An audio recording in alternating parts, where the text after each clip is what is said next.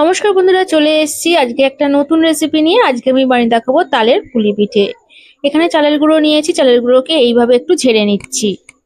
চালের গুঁড়োকে ভালো করে এইভাবে ঝেড়ে নিয়েছি। এবার কড়াইয়ের মধ্যে নারকেল কুড়ানো দিয়ে দিয়েছি, আর এই কুড়ানোর মধ্যে পরিমাণ মতো চিনি 1 কাপের মতো দিয়েছি, দিয়ে হাত দিয়ে ভালো করে মাখিয়ে নিচ্ছি। গ্যাসটাকে অন করে দিয়ে এইভাবে নারকেলটাকে আমি ছাই বানিয়ে নেবো। কিছুক্ষণ নাড়তে থাকার পর এরকম কালার হয়েছে দেখুন। আর গ্যাসের ফ্লেমটা কিন্তু এখন লোতেই রাখা আছে।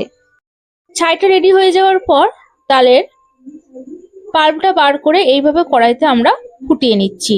তারপরে অল্প অল্প করে চালের গুঁড়ো অ্যাড দিয়ে একটা ডো বানিয়ে নিতে হবে।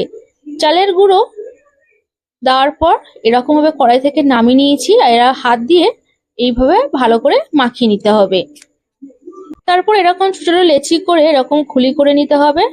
খুলি করে নেওয়ার পর নারকেলের পুরটা এর মধ্যে দিয়ে দিতে হবে।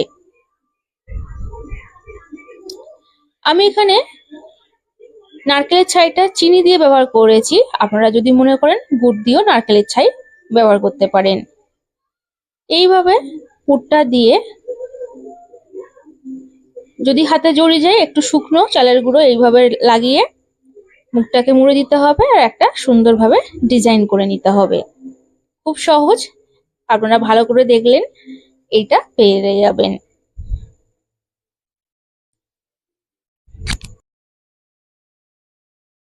এইভাবে সমস্ত পিঠে বানিয়ে নেব।